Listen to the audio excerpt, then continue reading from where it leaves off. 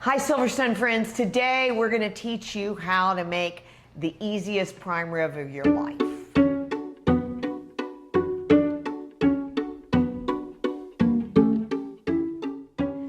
Silverstone friends, I'm here today with Chi Wu. He's one of our chefs here at Silverstone Events. He's our food and beverage director. He's going to help me make a prime rib. So what we've got here, this is what, like a 8-pound? An 8-pound boneless prime rib. So you can get this from your butcher, but you can do bone in if you like. But this is what I like to do. I like to do a boneless prime rib. And we're going to start actually. The first thing you want to do after you get it out of the refrigerator is dry it off. Now, why do you do that, Chi? I think you need to take all the moisture out. Right. To make sure that it doesn't cook it differently in a sense. And also the seasoning will bind to it. Exactly. Easier. Everything will bind closely to it and stay tightly affixed to it when it's cooking. All right, so we've got that done. I'll put that in the trash down here. All right, so what I usually do is I start with some oil.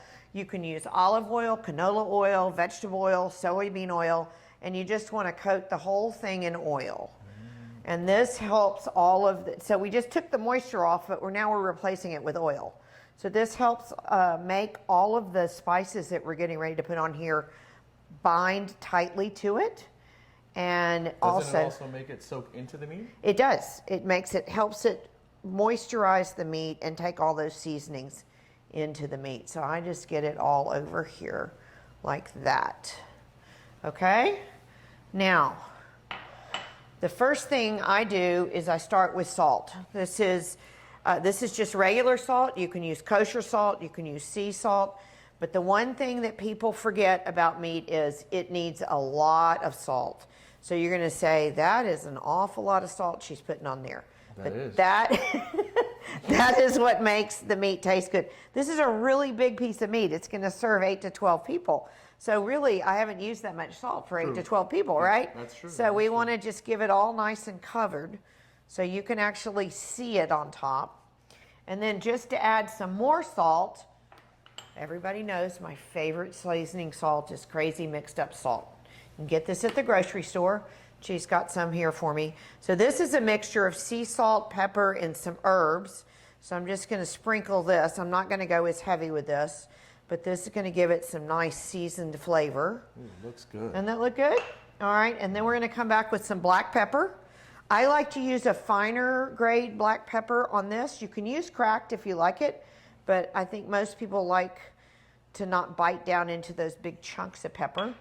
And then my last thing that I do is this is dried Italian herbs. If you have fresh herbs at home, you can dice fresh herbs and put them on top. But I just like to cover it in this. I actually am going to use all of this. So I'm just going to go like this. Oh, looks okay. Really, really good. And then I just pat it down a little bit to help it stick. Okay? So now, how about that? That looks awesome. All right, so the way you cook it is, and we're going to put this in a 450-degree oven. Liz, I heard that normally with prime rib, that you usually start it off at 500 for maybe like 15 minutes and then bring it down to a lower temperature. That's right. That's right. But some people put it on 500 for about 30 minutes and then turn the oven off and leave it in there. And if you look online, you'll see a lot of recipes that are like that.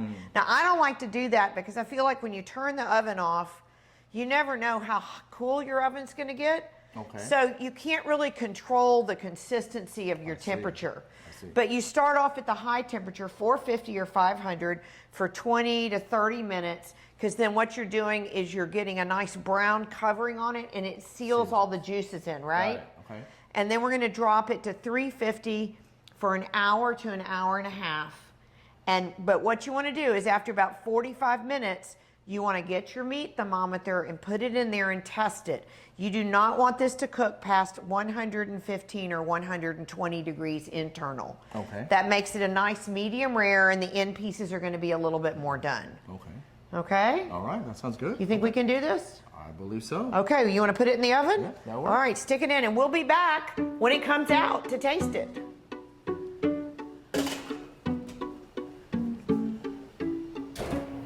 Hi friends, Chi and I are back, back and we've got the prime rib in the oven. So just to review, we put the prime rib in at 450 to start and let it go for about 30 minutes. And then you turned it down to 325, and it's been in about an hour. Chi temped it out with his handy meat thermometer. If you don't have one of these, you need to get one at the grocery store. They're the best thing ever.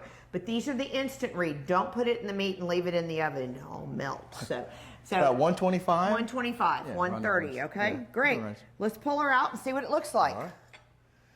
This is my very favorite dish to do for a special occasion. Careful, it's hot, hot, hot. Oh, look at that. Oh, look how beautiful that is.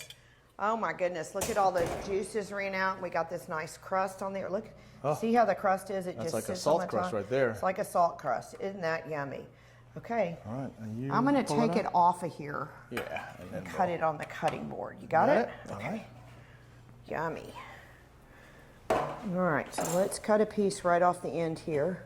Now, if it's perfect, I'm going to take credit for it. But if it's wrong, I'm going to blame you. Okay. I can handle that. That's the benefit of owning the company, right? Oh, I think you get. I'm going to take credit. Look at that beautiful prime rib, That is perfectly perfect. medium rare. Got a look little at those fat juices going flowing on, out of all there. the juices coming off. Let's cut an inside piece so that we can do this. Look at this.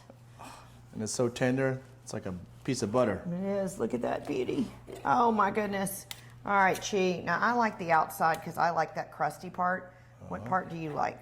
Oh, any part of the You prime want to rib is just good take for me. this piece? Yeah. All right. Are you okay using your fingers on I this think one I can piece? handle it. All right. Here we go. Let's All give right. it a whirl.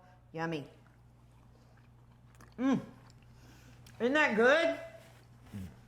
That's awesome. It was terrible. No, it was awesome. That is awesome. Wow. Friends, we loved being with you So today. easy. This was so easy to do. I encourage you to do this at home. Enjoy the cooking experience. Cheers. Cheers.